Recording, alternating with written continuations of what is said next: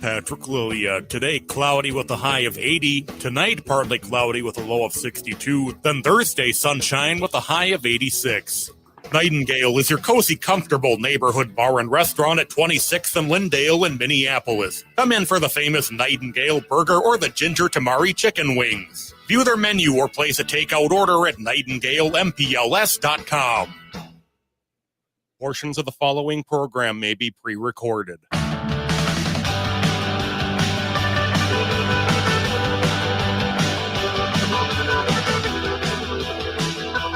Broadcasting from the studios of AM 950 KTNF, the progressive voice of Minnesota, and airing on WCPT 820 Chicago's Progressive Talk. Welcome to The Gailey Show, the only daily LGBTQ progressive radio news and talk show in the country. I'm your host, John Parker, professionally queer since 2014.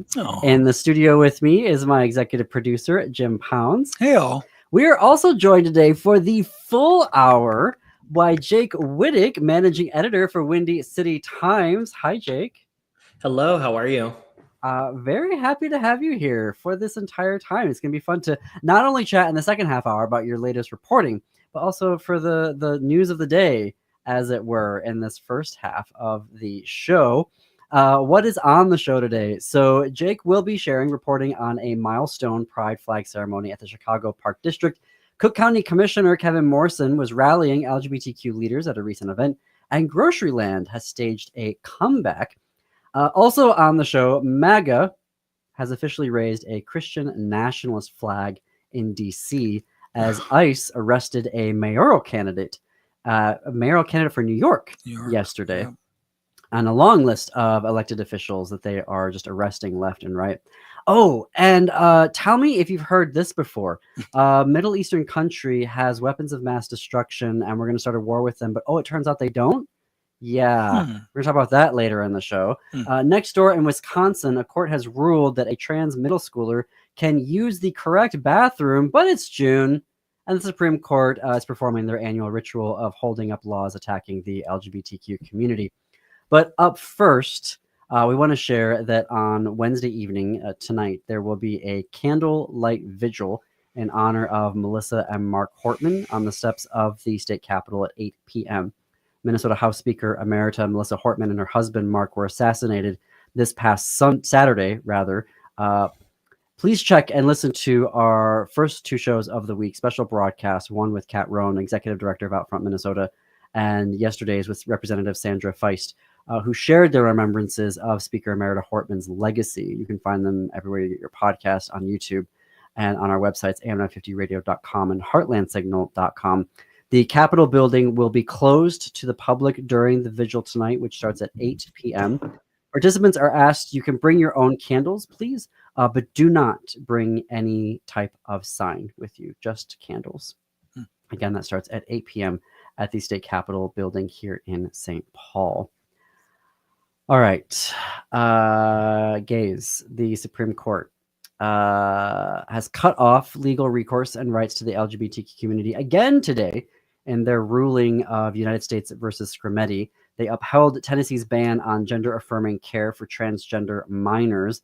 It was a 6-3 decision, only the liberals in dissent. AP News is reporting that with the ruling, the court has effectively shut down future legal challenges to the actions of the Trump administration and the state governments as they take away protections for transgender people, particularly as it relates to youth health care. 26 states already have similar laws to Tennessee's, which means that now they will all stand. Justice Sonia Sotomayor wrote that the majority,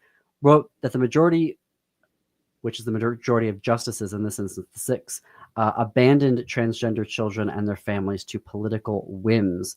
The law in Tennessee bans puberty blockers and hormone treatments for transgender minors, but still allows the drugs to be used by other people for other purposes. So specifically banning trans kids from using healthcare that is otherwise available to all other non-trans kids. Jim, Jake, your reactions? Well, go ahead, Jake. I mean, there's no surprise, but I guess the thing that does surprise me is that nobody on the right seems to have the least bit of regret, the least bit of twinge of conscience, the least bit of humanity. It's like it doesn't exist. There's no human reaction. There's no Republican that says, I'm not entirely comfortable. Nothing. They're an amazing lockstep, I guess. Yeah, I'm disappointed, but not surprised. I listened when they heard the oral arguments back in December and covered a press conference here in Chicago where trans leaders were speaking out against what they heard there.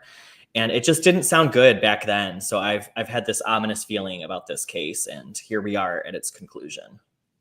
Mm-hmm.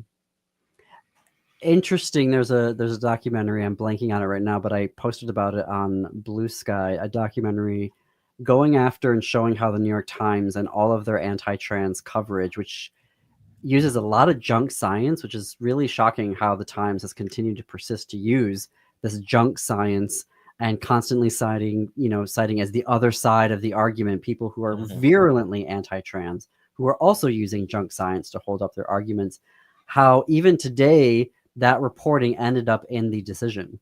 So their work is ending up influencing judges and judicial systems. And I also saw yesterday that the Fox News has done over 400 anti-trans segments over the past 6 months. Yeah. 400. Media Matters did this analysis.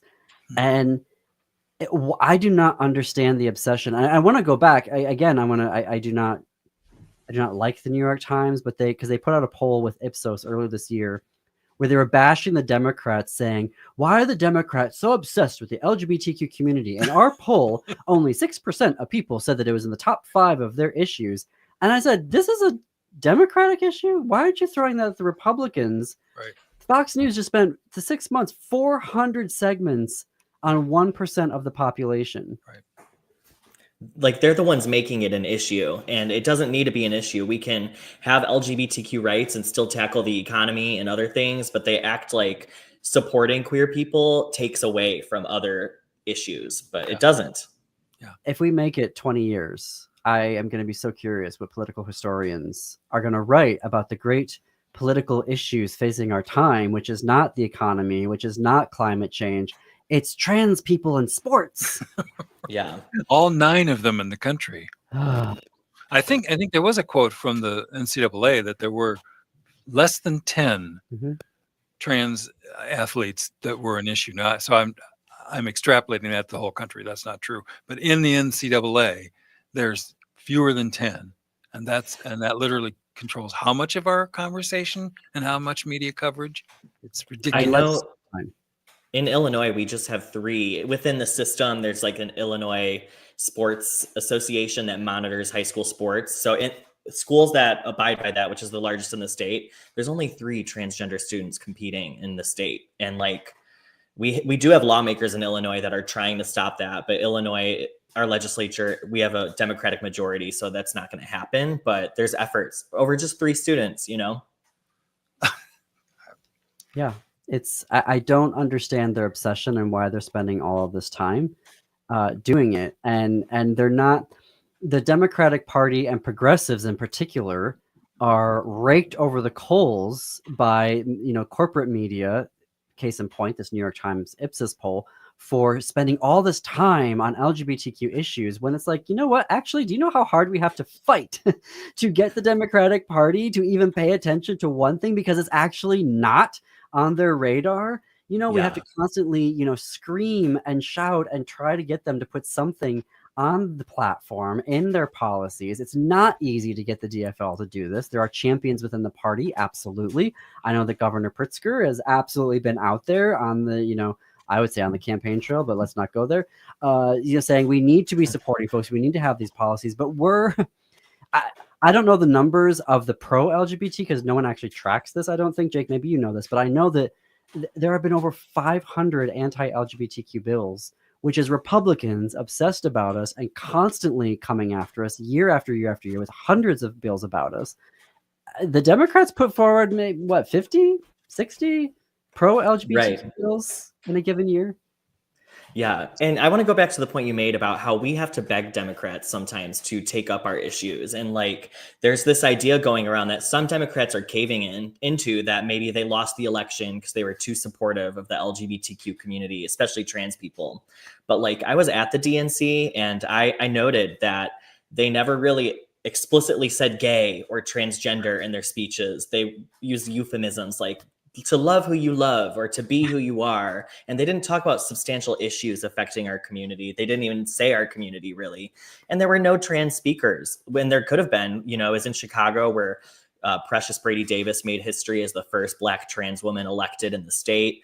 There was Sarah McBride running to make history, which she did as the first trans woman in Congress. So there were opportunities to feature our community at the DNC that they didn't take up. Yeah, it is this weird dichotomy. And coming back to the case today, so next door in Wisconsin, yesterday, a court ruled that a trans middle schooler can use the correct bathroom. The U.S. Court of Appeals for the Seventh Circuit issued the ruling. This whole story goes back a couple of years. So it's a trans teenager sued the Mukwonago Area School District, which is in a conservative suburb of Milwaukee. And her lawsuit alleged that the school began to heavily monitor which bathrooms that she was using, which for years she'd been using the girls' bathrooms without incident. And in 2023, U.S. District Judge Lynn Adelman issued an injunction against the school district and said, what you all are doing and this new policy, stop it. No. And so the school appealed that. The district appealed that decision, of course. And today, the appeals court ruled in favor of trans students. The problem, and I'm going to quote here from LGBTQnation.com, this was yesterday. In their ruling, the court did note that the Supreme Court's forthcoming decision in United States versus Scrimeti could affect the merit of the plaintiff's case, but until then, circuit precedent remains controlling. So here we are. Yeah. It's really concerning. I don't know what the fallout is going to be from this case. I know leaders in Chicago are concerned. There's a press conference happening in about an hour that one of our reporters is going to. So I'm interested to hear what our leaders have to say. Well, yes, there's this one. And then we're still waiting on Mahmoud versus Taylor, which is effectively going to end LGBTQ curriculum in huge, huge swaths of this country, including blue states and cities, because of what they're about to do here for religious liberty. I have to fit in a break, and I want to mention that Queer Gaze is excited to once again partner with Imagine Willow Creek Theater to showcase a series of queer films this June. Their final film is this Sunday on June 22nd. To Wong Fu, Thanks for Everything, Julie Newmar from 1995. This classic road comedy drama follows elite Manhattan drag queens Vita Boheme and Noxima Jackson, who take novice drag princess Chichi Rodriguez under their wing as they travel across the country to Hollywood, where they'll compete in the Drag Queen of America pageant. After running with a backwoods racist cop, though, the dolls find themselves stranded in a small town where they can bring a much-needed makeover to this community while they wait for their car to get repaired. Tickets at imagine-entertainment.com/queer-gaze. Links in our show notes. More to come on The Gaily Show.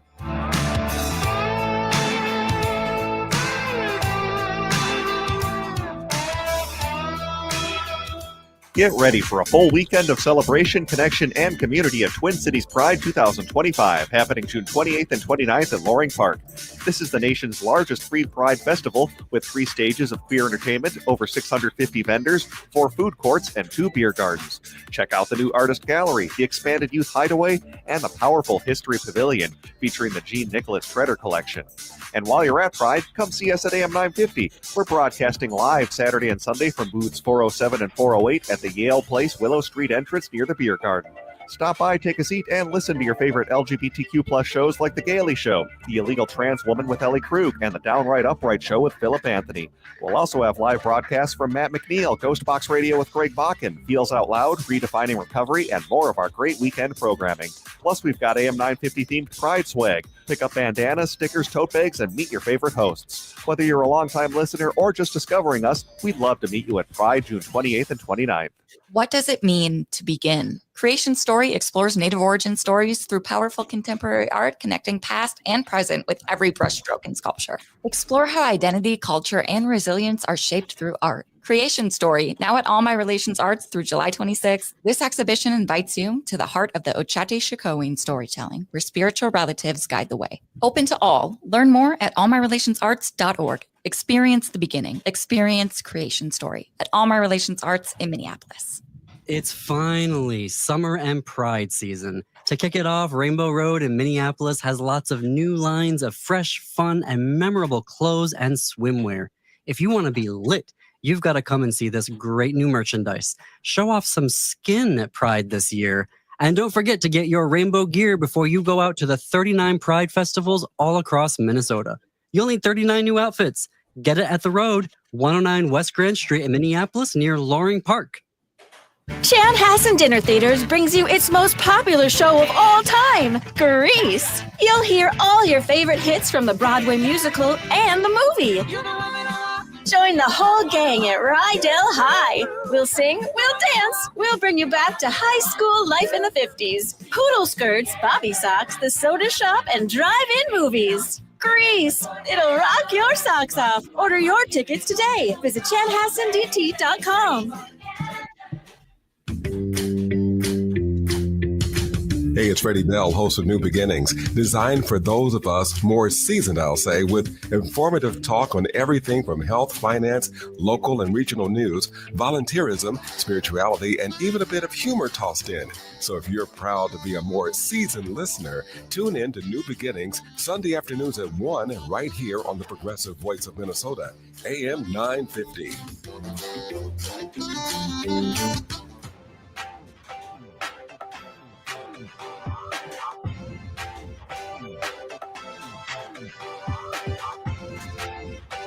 Welcome back to the Gailey Show. I'm John Parker, joined in studio by my executive producer Jim Pounds and Jake Wittich, managing editor of Windy City Times.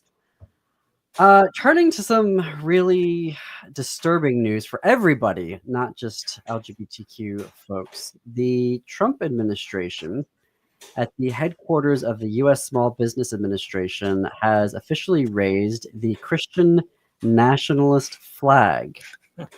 It is the first time that this flag has been officially raised over a government building. The concern about this is that it's not just a flag. It literally calls for the overthrow of the U.S. government and the installation of Christian nationalism. Because on the flag, if you take a look at it, is a white flag with a green tree in the center. And in big font above, it says an appeal to heaven. And the appeal to heaven is an appeal to the Christian version, or their version of the Christian God, and saying we're going to appeal to him to install biblical law in the United States.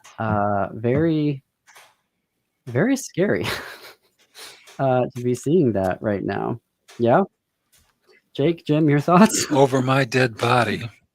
Just It's just weird. I mean, it's sadly not unexpected, but it's just weird, like I really value the separation of church and state. I already feel like there's a lot of instances where that gets ignored and that bothers me. So this is just definitely many steps way too far, I have this strange, my father was in World War II and, I was always proud that he, whatever you interpret that to be, defended the United States, that very classic thing. And I never thought I would be in the position of defending the United States, whatever that exactly meant. And at this age and this stage of my life, I feel like I might be facing some version of that. And it's like you said, Jake, stunning. It's just unbelievable. And yet I believe it is true. And I believe this is deadly serious. And I don't take it lightly, I guess I'll say that. And like these Christian values, does Trump even live by them? Does he even believe them? Yeah.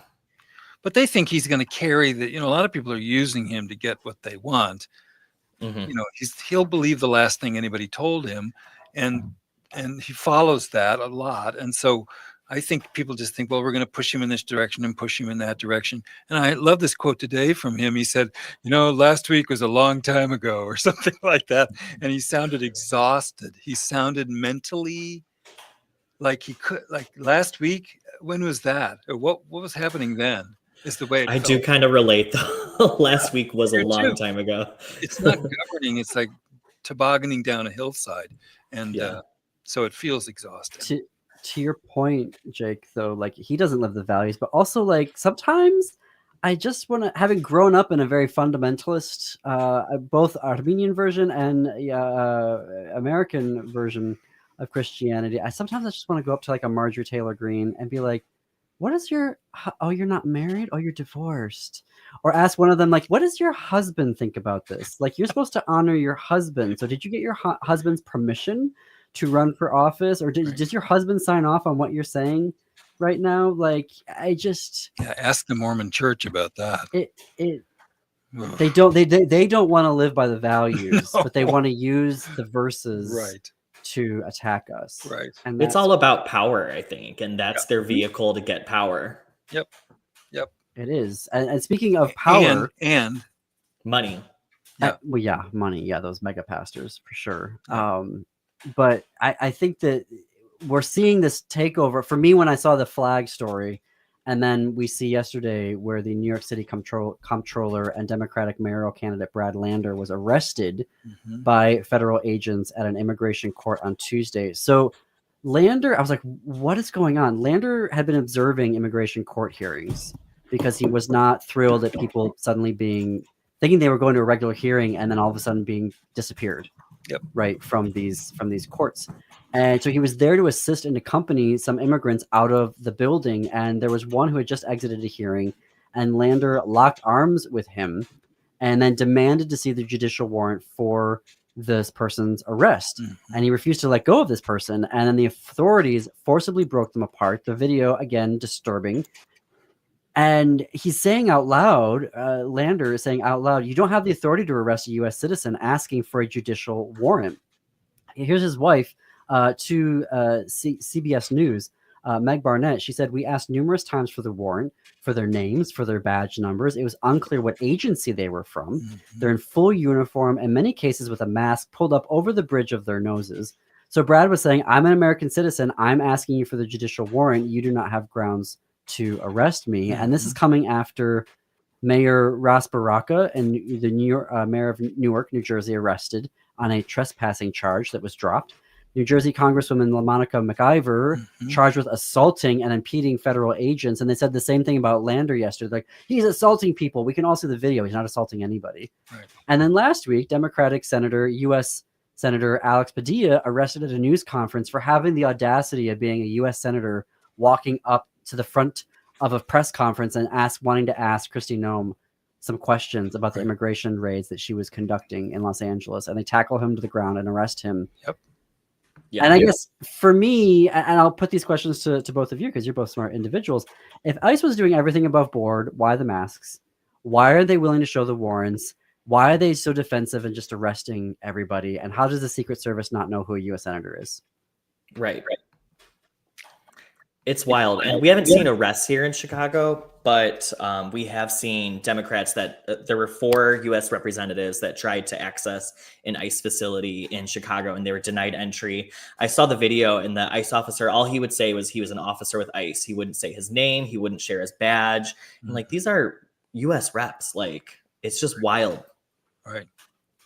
Well, they're trying to see what they can get away with, and I guess there'll be a point at which they won't get away with it, I guess, and we'll know where the line is, hopefully. Yeah. I don't know. I mean, I don't see any other way they're going to keep pushing until they come up against a hard object, you know what I mean? And then the situation changes. But for right now, they're getting away with it. Yeah. Unfortunately. This is stuff, and not to rag on, my people's country, the Republic of Armenia, but like, this is bleep that we would see happening over there after the fall of the Soviet Union. It was an oligarchic country. The rule of law was shaky, super amounts of corruption, going after your arresting political enemies on trumped up charges. And we can literally say that now, trumped up charges, like absolute complete BS. And it is somehow we just sort of toss, or we don't know what to do with it because we're the United States, we're democracy, blah, blah, blah. But if we saw another country doing this, we would be calling it a fascist takeover. Right. And I have to fit in a break here, unfortunately, and we're not going to get to the Iran story today, which maybe not unfortunately, but folks follow AP News about this because this is also very scary. This is Bush W Part 2. When we come back, however, Jake Wittich, managing editor of the Windy City Times, is going to share some new reporting from Chicago and the community there. Stay tuned. You're listening to The Gailey Show on AM 950 KTNF and on WCPT 820, Chicago's Progressive Talk.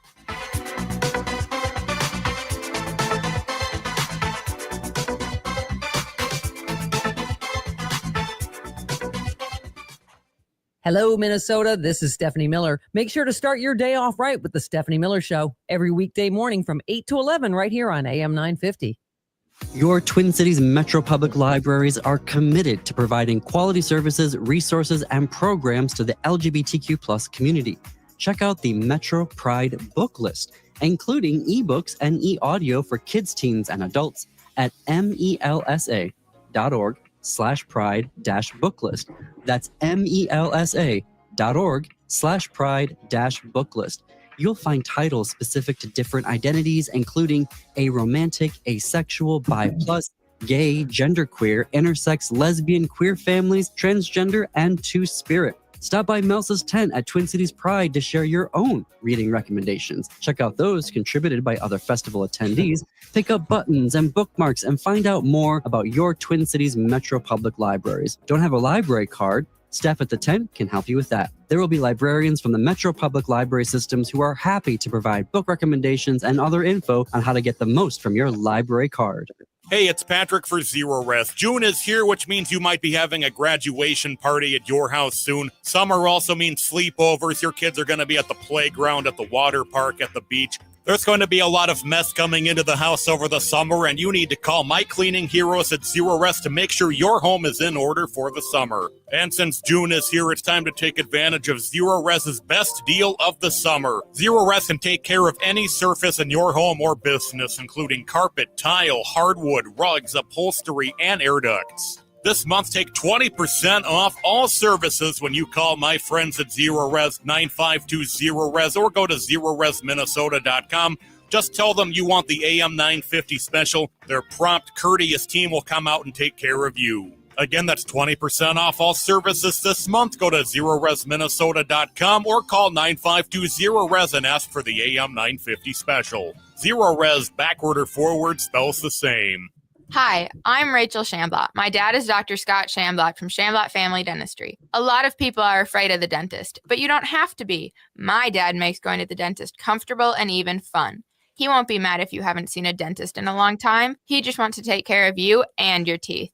If you don't see my dad, please see another dentist. Take care of your teeth because they're the only ones you get. Shamblat Family Dentistry in Hopkins and St. Paul. Find them online at shamblatfamilydentistry.com or call 1-800-FIX-MY-TEETH. With your AM 950 weather, I'm Patrick Lilia. Today, cloudy with a high of 80. Tonight, partly cloudy with a low of 62. Then Thursday, sunshine with a high of 86.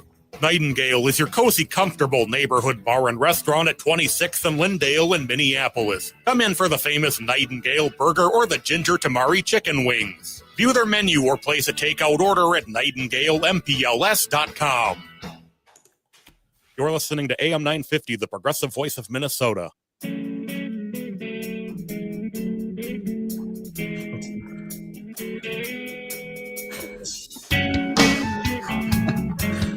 Coming to you from the studios of AM 950, KTNF, the progressive voice of Minnesota, and airing on WCPT 820, Chicago's Progressive Talk. Welcome back to the Gailey Show, the only daily LGBTQ progressive radio news and talk show in the country. I'm your host, John Parker. With me in the studio today is executive producer Jim Pounds and Jake Wittich, managing editor of Windy City Times. Windy City Times has been the voice of Chicago's LGBTQ plus community since 1985. This year marks the news outlet's 40th anniversary of uplifting queer stories, reporting with pride, and chronicling LGBTQ plus history. Visit windycitytimes.com/newsletters to sign up for the publication's weekly LGBTQ plus news updates. I can say I've done that. They're excellent. Y'all should do it as well. Jake is their managing editor, where he reports in-depth stories on Chicago's LGBTQ plus community and oversees the publication's growing newsletter operation. I was about to say welcome back, Jake, but you've been with us. Yeah, I've been here. I've been here. See, I get into my routines as a host. All right. The Progress Pride flag was raised over the Chicago Park District headquarters. Let's start there. How is this different than other previous flag displays? Yeah, totally. This is a fun one. It's Progress Pride flag raising ceremony, as you said, over the Chicago Park District headquarters. What's new is normally they would just fly the flag over two parks in Lakeview, which has a pretty high LGBT population in Chicago. But this is the first year it's flown at the district's headquarters and then some offices throughout the, not the country, the city. So it's pretty cool. And what I like about this is it's more than just a symbolic gesture. We have a new park district superintendent, Carlos Ramirez Rosa. He is openly gay. He's a former alderman who actually stepped down earlier this year when he was appointed to the park district. And he's doing more than just raising a flag. There's some actual tangible initiatives he's doing to improve the lives of LGBTQ people as he can in that role. Okay. I want to hear more about that. Can you tell us more about Park District Superintendent Ramir Rosa? Yeah, so he is a progressive. I was actually pretty shocked when there were rumblings that the mayor was going to appoint him to the park district and he would leave, just because he has political power. He is aligned with the mayor. He's a progressive. We have a pretty large progressive caucus. He's taken some political hits in the last year, but still pretty powerful. And I was just surprised. I didn't see the park district as a political role per se, and I wasn't sure what this means for his future, but I do, after talking to him, I get the sense he's very excited about the role. He's passionate about it, and he sees a future at the park district. So what would be on his portfolio then in doing this role? Yeah. Well, some of the initiatives he's doing right now, like specifically for the LGBTQ community, he is modernizing its gender policy, making sure that all language used in all documents and forums and things like that respect people's gender identities, including those that aren't male or female. You know, there's more than two genders, and he wants to make sure their language reflects that. He's also helping the park district roll out a number of employee resource groups. There's a new one for LGBTQ people that just formed. I actually know a couple members that are in it, which is pretty cool, and they're thrilled about that. And just making sure that everyone is trained internally about LGBTQ issues, sensitivity, competent to interact with the community and serve them. So that's some of the internal things, but he's also doing external initiatives as well. That was something I wanted to ask you about, because, you know, we get a lot of pride events where folks, you know, go outside and they do displays, or they bring in somebody, a comedian, or, you know what I mean? They have a, you know, an event, and then that's it. You know what I mean? And it's over. So I was glad to read in your reporting, and now as you're sharing it right now, that there were actual concrete policies and programs that will be going into supporting LGBTQ folks, employees specifically. Does he have any plans for more external, like the programming of the parks moving forward? I asked him, you know, how does his identity play a role in what he's thinking of in terms of programming at the parks? And, you know, he's Latino, so he wants to make sure that all diversity is celebrated in the parks. And no matter who you are, what your background is, you feel safe, and the park is a place you can come to enjoy, to relax, whatever, you know. In terms of LGBTQ programming, there's so many events, actually. I'm shocked. I don't know. I thought when he went to the park district, I just wouldn't hear from him anymore, which was a little naive, because there's a lot of LGBTQ touch points there. And their calendar, they've got queer events through June, through July, through the whole summer, and then they're going to roll out more in the winter. So it's not just a Pride Month thing. A lot of them are youth focused, which I think is great. We have an ongoing discussion in Chicago about how youth don't have spaces, and then there's these street takeovers or whatever that people are freaking out about. And it's launching a lot of discussions about what spaces do we have for youth. So he's focused on that, especially queer youth. And it's just really great. Another cool thing I want to talk about is the park district is helping host these community meetings, like town halls, about trans femicide, which is violence against trans women in Chicago. In general, but they're focused on Chicago. And this is an initiative that Carlos Ramirez Rosa actually started as alderman, he introduced an ordinance to create a task force to start collecting research and information on this issue in Chicago. And now they're doing these community meetings, and he still gets to be a part of it as the park district superintendent by hosting them, which is pretty cool. Wow. That's Is this a role that could, obviously it's going to keep him in the public eye. Is he someone that might want to run for mayor? Yeah, I'm not sure. You know, I do think he's always been involved in politics. He's a community organizer. I don't know what he's eyeing for his future, but I am curious about that. Well, we'll have to stay tuned to your reporting to find out. Speaking of running for something, Cook County Commissioner Kevin Morrison is running for Congress and recently had a event with some folks that were there that have been endorsing him. Can you tell us about this campaign event that he was doing? Yeah, it was a Pride Month fundraiser for Cook County Commissioner Kevin Morrison, who is running for Congress. And it was really normally press isn't allowed at all of these fundraisers, but they let me in this one, which was cool. And it was a good who's who to get a sense for where his support is coming from within the community. There were a lot of people there, from business owners, longtime community organizers, a lot of LGBTQ elected officials. In terms of those supporting him, you know, we've got Congressman Eric Sorensen. We have a lot of LGBTQ alder people such as Bennett Lawson and Lamont Robinson.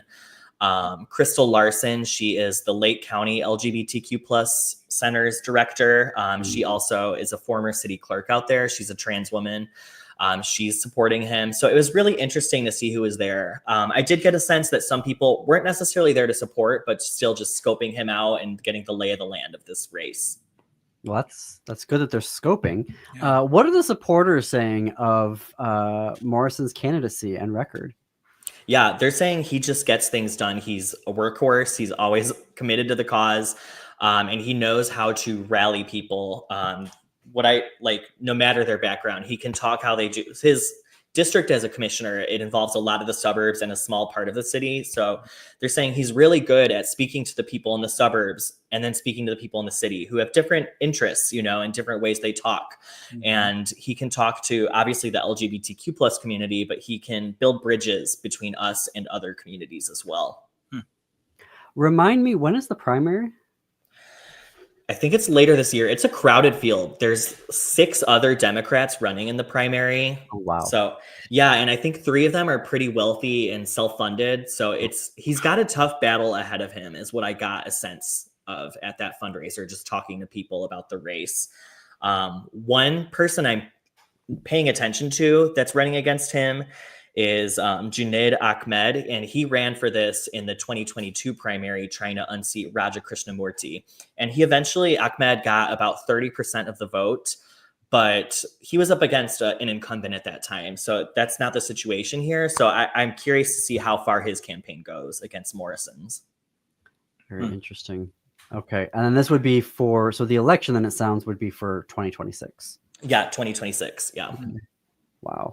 Well, I'm sure that he's going to have a lot of, Kevin Morrison's going to have a lot of campaign events coming up here over the next few months. So I'll be curious. I am very curious to see how for a number of reasons, there have been so many attacks. And I'm curious if this has come up actually in your reporting on his campaign or other campaigns as well, Jake, that there have been so many attacks on the community. Do you feel like this is part of the motivating factor for more queer folks wanting to run for office right now? Like, do you feel like we're seeing an uptick in that? Yes and no. I think the attacks are a part of it, the attacks on the LGBTQ community, but I also sense that people are just upset overall with how this country has been run. I just interviewed, this is in the state legislature. His name is Nick Unyajewski, and he is trying to unseat State Rep Sarah Feigenholtz, a longtime ally to the LGBTQ community. Nick is gay, so it's an interesting race for me to be watching at Windy City Times. And he's concerned about preserving queer rights in Illinois, but he's also he wants to disrupt the status quo. I know this isn't part of your reporting structure, but it is. I feel there's this David Hogg has tapped into something here, and I think that there is that. What I feel like, as you're looking at that, and I'm not asking you to put like editorial per se into that, but I think there is this tension happening right now on the left of there are folks who have been there for a very long time, who have been clear allies, but at the same time, it's like maybe your time needs to be done. And you know, like Nancy Pelosi, you had an amazing historic run as speaker, and no one will ever be able to take that away from you. But maybe you don't need to be representative anymore. Maybe Right, it's I've time heard to that step attitude. out. You know, maybe it's time to move on. I mean, and then we get the pushback of, well, you're just saying change for change's sake. And I'm like,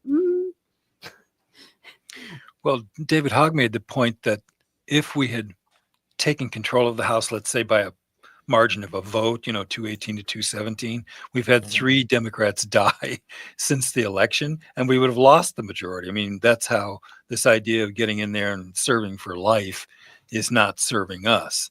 So I think that I just was reading why he's no longer with the DNC and he was kicked out. Well, and he created his own organization to talk about more Yeah. transformational change, I would say. Yeah. And I guess the question is, how big is that camp that feels that way? Is it enough to enact Democrats to make change, or does the majority agree with the Nancy Pelosi's of the world? I don't know. Well, we're at a place where we better agree somehow to win, because otherwise that's curtains. So I think we might need to make bigger compromises than we're thinking. Here's a case in point. You know, Andrew Cuomo was run out of town in New York. Yep. And now suddenly he's going to be mayor of New York City. Like, I don't understand. When I look at the current mayor, Adams, and then I look at Cuomo, and I'm like, really, New York? That's the best that you've got? Oh, wait, no, you've got these amazing other candidates, but for whatever reason, these establishment corporate folks just keep their claws in. Yeah. In Chicago, you know, Mayor Brandon Johnson was the anti-establishment, and he won. You know, whether or not people feel like he's delivered, that's up to people to decide. But we'll see if New York can do the same, and if they do elect someone who's not so establishment, if they can actually enact change. Right. Well, there's obviously Lander, someone that I've been paying attention to, and Mamadi as well. His candidacy is very, very, very interesting. And they have a ranked choice primary happening right now, which also makes the arrest of Lander even more. Yes. You know, it feels like it's just Disturbing. politically motivated to even knock him out of the race because you don't like his politics. Right. But it'll be very, very interesting to see where that goes. There's another article I want to get to, but I'm coming up on a break here. It's about GroceryLand, Jake, that you were writing about. Who they made a comeback, and they're celebrating a 43rd anniversary. Maybe we could start with, before we hit into the break, who is GroceryLand? Yeah, so GroceryLand started at the height of the AIDS epidemic, and it is an organization in Chicago that basically offers low-income people with HIV free food and other resources. So they've done a lot of work for the community since they were founded, and a lot of its founders are still active today. Good. Well, we're gonna talk more about that when we come back from the break. You can keep the conversation going by following us on Blue Sky. We're at thegaleyshow.org for more progressive news and analysis. Be sure to sign up for 2 newsletters. Actually, I want to sign up for. You go to windycitytimes.com to sign up for the excellent newsletters that Jake manages, and you can also go to am950radio.com to sign up for their newsletter, where you can get more on all of their shows, the queer shows there, and more from The Gailey Show. You're listening to The Gailey Show.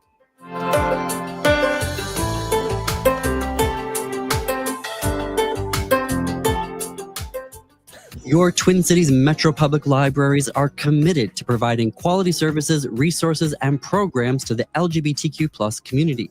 Check out the Metro Pride book list, including ebooks and e-audio for kids, teens, and adults at melsa.org/pride-booklist. That's melsa.org/pride-booklist. You'll find titles specific to different identities, including aromantic, asexual, bi+, gay, genderqueer, intersex, lesbian, queer families, transgender, and two-spirit. Stop by Melsa's tent at Twin Cities Pride to share your own reading recommendations. Check out those contributed by other festival attendees. Pick up buttons and bookmarks and find out more about your Twin Cities Metro Public Libraries. Don't have a library card? Staff at the tent can help you with that. There will be librarians from the Metro Public Library systems who are happy to provide book recommendations and other info on how to get the most from your library card. Hi, Penny here from Nightingale in Minneapolis. Exciting news! During the warmer months, we're extending our charm to the patio. Imagine savoring your favorite dishes outside, surrounded by the lively energy of South Minneapolis near 26th and Lindale. And guess what? Nightingale's patio is not just a dining space, it's also dog-friendly. Craft cocktails, curated wines, and half-price bottles of wine on Mondays are still part of the deal. Open daily 5 p.m. to 1 a.m. with a full menu until midnight. Join us at Nightingale where good times and great flavors come together. This June, Twin Cities Gay Men's Chorus serves Diva Worship for their Leading Ladies Divas of Broadway Pride concert. Feel the heat, the passion, the undeniable power of music that sets your soul on fire. From the sultry seduction of Bring on the Men, to the soul-stirring wisdom of Children Will Listen, to the joyous, rebellious charm of Do Re Mi. With dazzling harmonies, show-stopping flair, and a touch or more of jazz hands, the Twin Cities Gay Men's Chorus will take you on a thrilling, emotional, and downright life-changing musical journey. It's the electric energy of 180 voices, bold, unapologetic, and dripping with Broadway brilliance. This isn't just a concert, it's a celebration of pride, power, and the irresistible magic of Broadway. The dates are June 21st and 22nd at the Ordway. Tickets start at $28. Get yours today at tcgmc.org. That's tcgmc.org. It's entertainment worth coming out for. Hey listeners, there's an exciting invitation for you. This Juneteenth, come celebrate with Minuteman Press Uptown, the largest Black-owned print shop in Minnesota. On June 19th, you're invited to tour your favorite local union print shop. It will be a fun experience where you can see creativity in action, enjoy refreshments, win prizes, and learn about their important role as the only BIPOC union printer in the Midwest. Mark your calendars for June 19th at 4024 Washington Avenue North in Minneapolis. That's 4024 Washington Avenue North. See you there.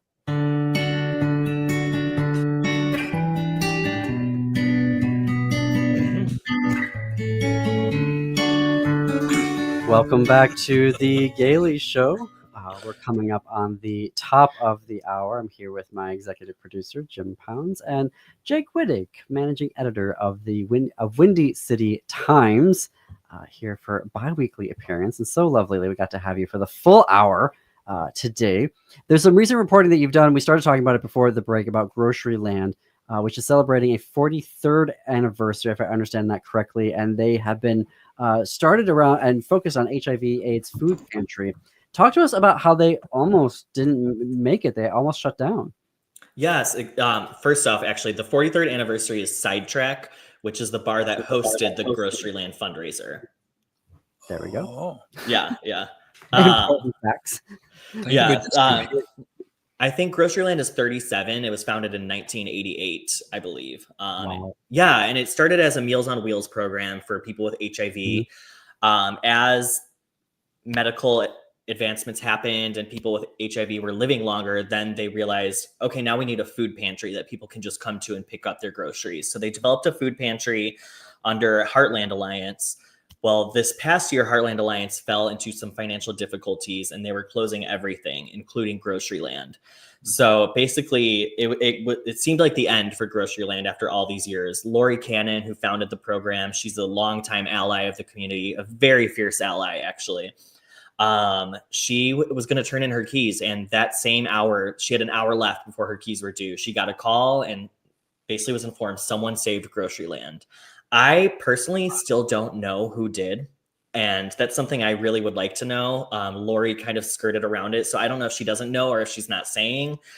I'm not sure, but people want to know, like, who saved GroceryLand. We do need to know who's behind this, because this is a really important thing to our community, and we need to know what these people are about. But we're happy they did, obviously, but it's interesting. Right. Wait, so an hour before, like, the keys to the building were about to be turned over, is GroceryLand now its own, like, was it always a separate entity? So, like, does it have like a 501(c) status or an LLC status? Or I think it was within Heartland Alliance. I'll have to double check on that, to be honest. It's a little murky to me. I'm not the one who covered 2 when it closed, but I picked up this story. Yeah. But it's interesting, Lori Cannon, she's very politically connected. We have like Sarah Feigenholtz, who I mentioned earlier. There's Jan Schakowsky. They're longtime supporters and very passionate about HIV/AIDS prevention and supporting the community of people living with HIV. So they might have had a hand in helping connect GroceryLand with the savior, but I'm still just really curious who saved GroceryLand. But it's good it was saved. Yeah. Yeah. So they literally are funding it. Does GroceryLand have like a revenue source that like is, I guess where I'm going with that is that it feels like not my understanding, but I guess I'm assuming here that Heartland Alliance Health is sort of subsidizing it, because I mean, you're not doing a food pantry to make profit, make money. Yeah, right. Exactly. So there's got to be some sort of subsidy going, you know what I mean, where you're giving more money than you're ultimately going to make in terms of revenue. Yeah, and maybe, in a couple of years I can look at the Form 990s and figure that information out. Hopefully I'll know before then, but yeah. It's interesting. But yeah, this past week, they really saw this event as GroceryLand's big comeback. Every year, Sidetrack, which was founded by Art Johnston, he's a longtime LGBT gay activist here in Chicago. Every year they hold their anniversary party during June, which is when they were founded. And lately it's just been a pride party, but it celebrates their anniversary. And they incorporate this fundraiser with it. Since the 90s, they've always had a donation drive for Heartland Alliance where people can bring toiletries and household items, things that aren't covered by food stamps, that GroceryLand can give out to its clients. So this year's fundraiser at the celebration was extra meaningful to Lori because she really saw it as the revival of this organization. And what better partner to help them with this than Sidetrack, who's been a supporter of GroceryLand since its beginning. Wow. Talk to us about the need that we still have for these organizations, because I think when you have particularly, maybe let's say some centrist liberals who are seeing all the cuts, to HIV research, and they maybe like, now you see all the commercials for PrEP and you're like, oh yeah, everything's solved, right? Talk to us about the need that we still have within the community for organizations like GroceryLand. Yeah, I mean, it's so high still, and people are low income right now. We're in a recession, whether or not people want to recognize it. And if you look at barriers to PrEP and HIV prevention, there's communities in Chicago that are still disproportionately affected. Black and brown communities, we're still seeing much higher rates of HIV in there. And then there's all these threats to PrEP access thanks to what's happening at the federal government. So I think the need is still there. We're still in this perfect storm where the HIV is not gone, and we still have a lot of work to do to get to zero. And it's holistic. It's not just treating HIV. We need to make sure people have housing.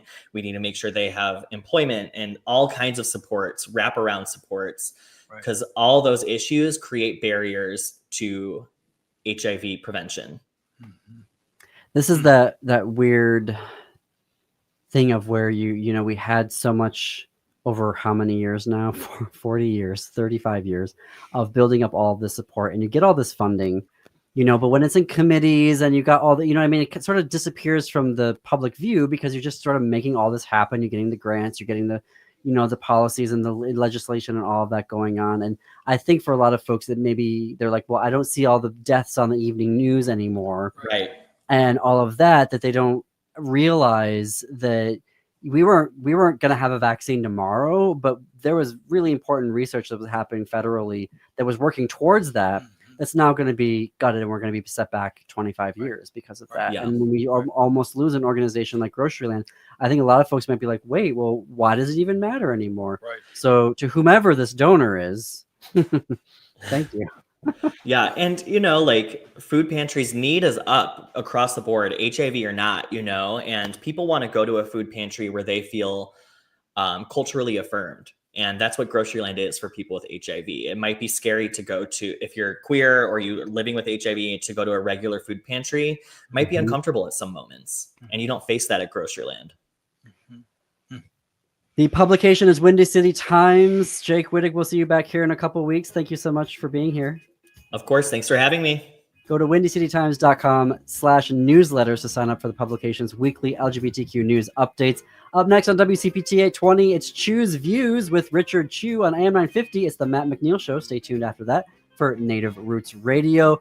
Connect with us on Blue Sky. We're at thegaileyshow.org on Blue Sky. And until tomorrow, keep it queer, America. Keep it queer.